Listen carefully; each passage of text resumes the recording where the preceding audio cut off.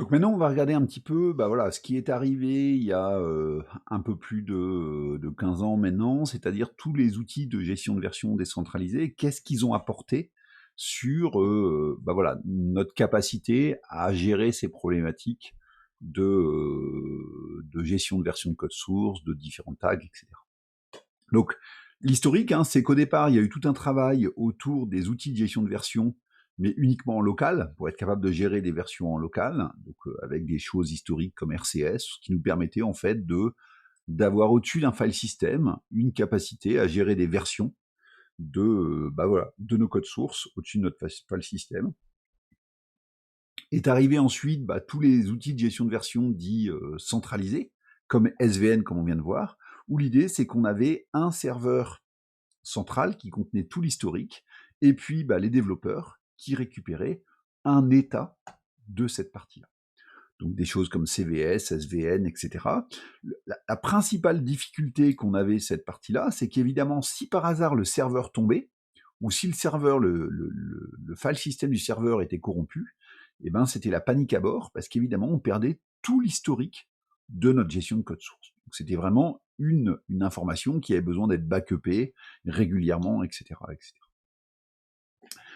L'objectif des gestions de versions distribuées, c'était de se dire, bah, un peu comme dans le monde du pair à pair, on va faire en sorte que chaque nœud de notre système joue le rôle à la fois d'un client et d'un serveur, c'est-à-dire que chacun a l'ensemble des outils de gestion de version, etc. Qu'est-ce qu'on gagne à faire ça? Bah, évidemment, on avait déjà un backup un peu gratuit simplement, et puis on peut facilement identifier une machine qui va jouer le rôle plutôt de serveur de confiance, et donc de se retrouver un peu comme on était à l'époque des gestions de version centralisées, ce qu'on fait un peu quand on utilise GitHub. On a l'impression de se dire, bah si, il y a bien un serveur, tout le monde discute avec GitHub. Oui, mais l'historique est en global, et on pourrait toujours rajouter des remotes entre nous pour se synchroniser autrement. Donc, dans les outils des systèmes centralisés, qu'est-ce qu'on va avoir? Bah, l'idée, c'est que chaque développeur va avoir son dépôt local dans lequel il peut travailler. Il va pouvoir committer dans le dépôt local, et donc ça va lui permettre d'avoir son propre historique localement sur son dépôt local. Et puis, il va pouvoir envoyer des choses dans le dépôt de livraison.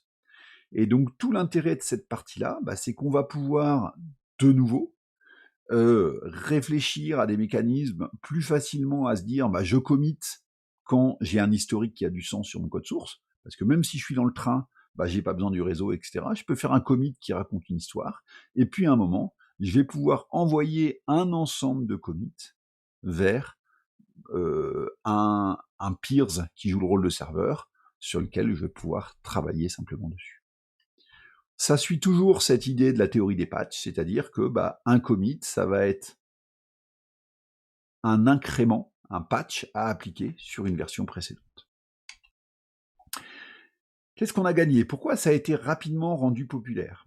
Eh ben, en fait, ça va nous simplifier la partie gestion des branches et des tags, entre autres la possibilité d'avoir des branches locales. J'ai envie de tester une migration technique un peu tordue. Je peux partir dans une branche locale juste sur mon poste. Je travaille un petit peu. Je peux chercher à la partager avec d'autres si je souhaite, mais je peux aussi la garder uniquement localement. Je vais pouvoir créer des côtés cercles de confiance. Et évidemment, c'est ce qu'on a vu arriver dans tout ce côté un peu pull request qu'on a vu arriver autour de Git. C'est-à-dire, j'ai un cercle de confiance qui peut travailler et les autres qui peuvent renvoyer des demandes de patch qu'on va pouvoir facilement relire et réappliquer. Sur les projets de taille moyenne, ce qu'on a gagné, c'est aussi, alors c'est vrai sur les gros projets, hein, mais même sur les projets de taille moyenne, on a gagné la possibilité de travailler offline. Et bah oui, je peux quand même raconter mon histoire offline, je peux avoir mes branches personnelles de cette façon-là. Donc tout ça fait que bah, ça nous a permis d'aller un cran plus loin dans cette gestion des codes sources qui a rendu ces serveurs-là décentralisés très, très utilisés et très agréables. Les difficultés qu'on a, entre autres, quand on vient dans le monde SVN, etc., bah, toute l'organisation des dépôts est à spécifier.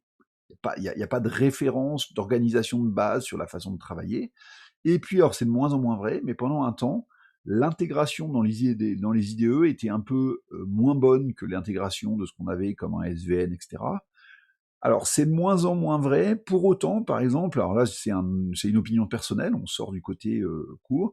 Par exemple, je trouve que l'intégration de Git dans un IDE comme Eclipse est pas tout le temps toujours intuitive. Donc, il peut rester de temps en temps des choses qui sont moins appréciées.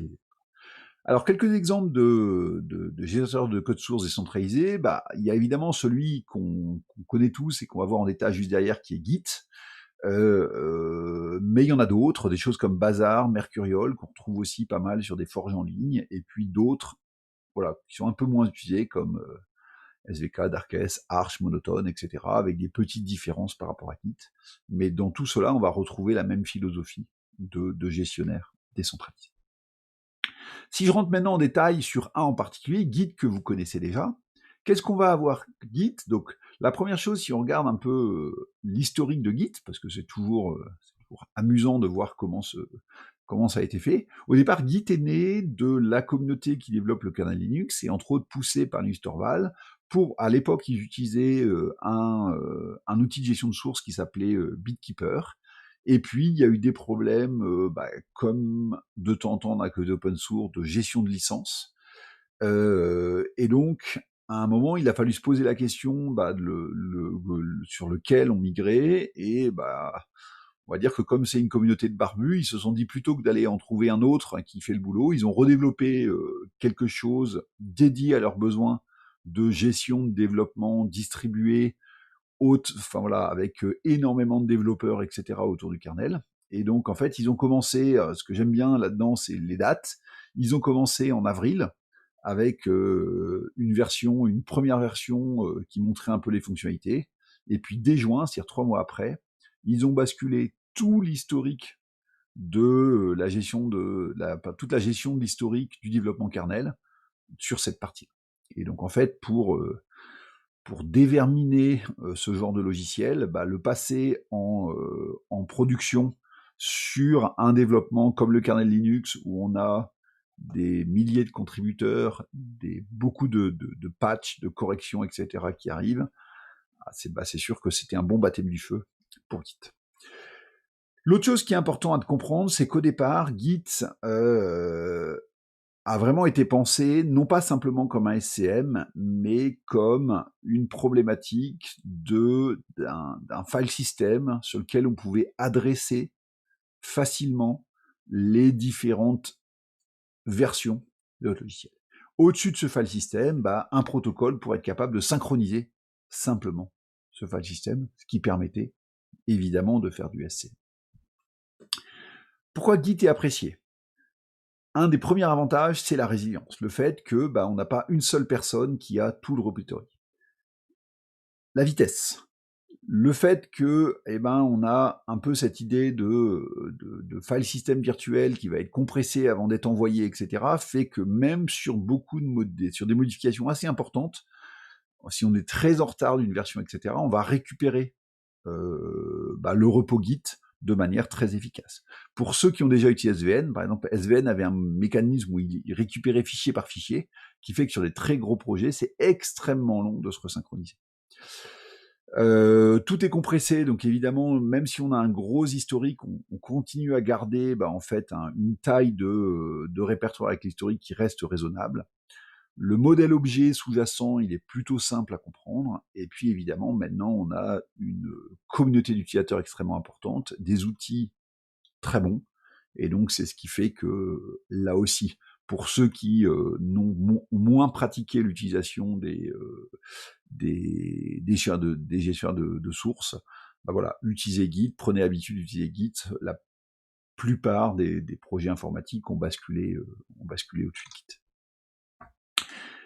Alors parfois, ce qui peut être vu comme un désavantage, c'est parfois la courbe d'apprentissage, et entre autres, pour ceux qui avaient déjà pas mal d'expérience sur des outils comme SVN ou CVS.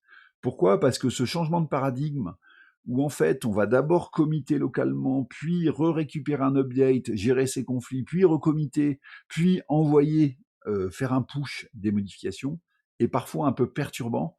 Et donc on se retrouvait des fois dans des projets à avoir ce côté, j'ai commité, donc c'est bon, j'ai fait mon travail. Et non, t'as commité, t'as juste fait une écriture locale Et donc, en fait, tu n'as pas mis à disposition tes modifications au reste de l'équipe de développement. L'architecture de Git, c'est en fait, on a en gros une sorte de base de données orientée objet avec un index qui va contenir toutes les informations sur l'état de la modification. Et puis après, cette base de données qui est stockée dans le point Git object, où tous les objets vont être référencés par un hash unique. Ils sont tous stockés sous forme de fichiers binaires, et puis on va pouvoir les récupérer facilement sur ces éléments. On a un objet par commit qui va contenir potentiellement l'ensemble des patchs à faire, etc. Un commit va contenir le hash du parent, le nom des auteurs, le time du commit, etc., le hash de la current tree, et à partir de ça, il est capable de récupérer facilement et de reconstruire l'état de la version. Et puis, on va pouvoir aussi facilement mettre des tags sur cette partie-là. Quelques commandes que vous utiliserez quand vous utilisez Git, git init pour initialiser un repos, ou git clone si vous aurez récupéré un repos déjà existant, git add pour ajouter un fichier, git commit pour committer localement un de vos fichiers, git add, git status, git diff, git log, git show, qui sont toutes des commandes qui permettent de comprendre un peu l'état du repos et ce qu'il faut faire dessus. Et puis, évidemment, il me manque le git push, git pull, je sais pas pourquoi ils sont pas là, pardon, qui va me permettre de récupérer l'état du repository distant ou envoyer mes modifications sur le repository distant. Si on fait un bilan rapide de Git, c'est un projet qui reste assez jeune, mais quand même qui est devenu mature rapidement parce qu'il a été confronté à probablement le plus gros projet de développement open source en termes de nombre d'utilisateurs, nombre de commits, etc. Il y a au départ pas de serveur, mais en fait c'est assez facile de travailler avec une forge qui va jouer ce rôle de serveur, GitHub, GitLab, Bitbucket, etc.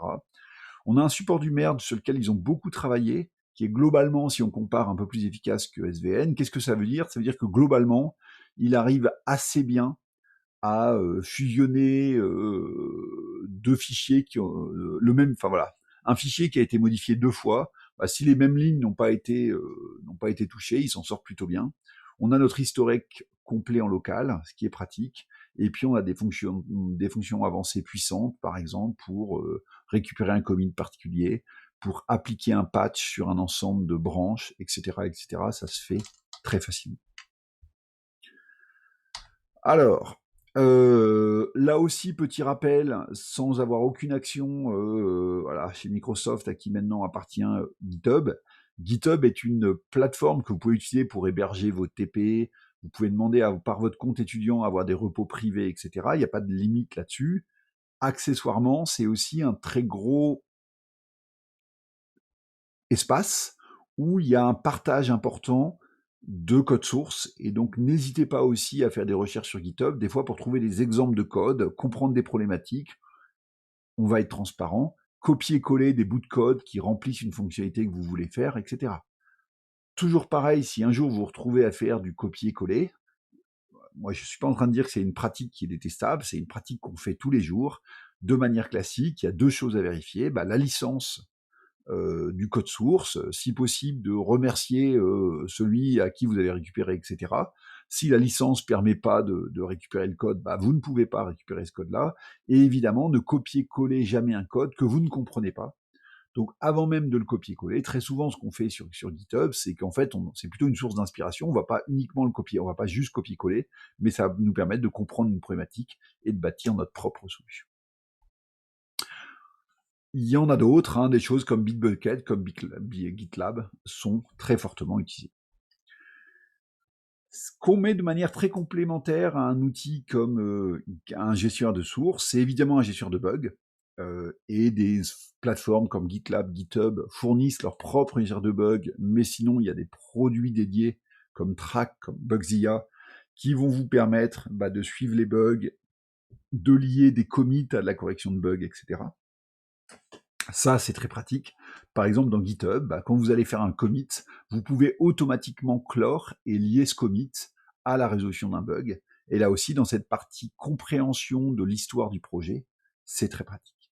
Et évidemment, les outils complémentaires, c'est celui qu'on va voir tout de suite très rapidement, les outils d'intégration continue, comme Jenkins ou GitLab CI, qui va permettre de régulièrement récupérer les codes sources, vérifier qu'ils compilent, qu'ils passent les tests, que les métriques sont correctes, faire passer des analyses de sécurité, etc.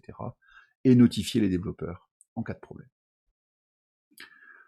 Quelques références, et on a vu Maven juste avant pour la partie build. Rappelez aussi que il n'y a pas d'éléments propres pour cette gestion des binaires. Un point important, une dernière conclusion, c'était avant tout ce que je voulais repasser comme message au travers de ces quelques minutes et ces quelques slides. Ne pas utiliser un outil de gestion de version est une faute professionnelle pour des masters en ingénierie logicielle. Ça doit devenir un réflexe systématique. Il faut utiliser des outils de gestion de version. Les utiliser, ça veut dire aussi faire attention quand vous committez à avoir des messages de commit clairs, si possible à avoir des commits qui représentent une partie de l'histoire. Donc là aussi, si on fait une analogie par rapport au TP, le jour où vous avez un TP avec 5 questions à répondre, la logique, c'est qu'on devrait au minimum retrouver les 5 commits qui correspondent aux 5 questions, à la finalisation des 5 questions du TP proprement. C'est pas parce que vous utilisez un outil de gestion de version que ça fait pas tout, ça n'empêche pas d'utiliser une bonne organisation de projet et puis de gérer correctement ses développements. N'oubliez pas, n'attendez pas trop longtemps pour vous resynchroniser. Et puis, il va vous falloir taguer très régulièrement l'état de votre... Dès que vous avez une démo qui marche ou quelque chose, faites des tags pour être capable de revenir à cet état-là. Et puis, voilà. Prenez ces habitudes de cette utilisation. Les limites actuelles de la plupart de ces outils-là, c'est une mauvaise gestion des fichiers binaires. C'est aussi pour ça que vous verrez, en tout cas dans les UE que vous aurez avec moi, je vous demande à ce que vos rapports de stage, par exemple, soient rendus sous des fichiers Markdown ou autres, ASCII-Doc, ce que vous voulez. Pourquoi? Mais pas des fichiers binaires, des fichiers texte. Ça va vous permettre aussi de prendre l'habitude de pouvoir aussi gérer de la documentation, de l'historique pour votre documentation et vos comptes rendus de TP. Quelques pointeurs, et évidemment, n'hésitez pas, si vous avez les moindres questions, les slides se retrouvent, je vous partage aussi évidemment les slides en dehors de cette vidéo. Merci beaucoup.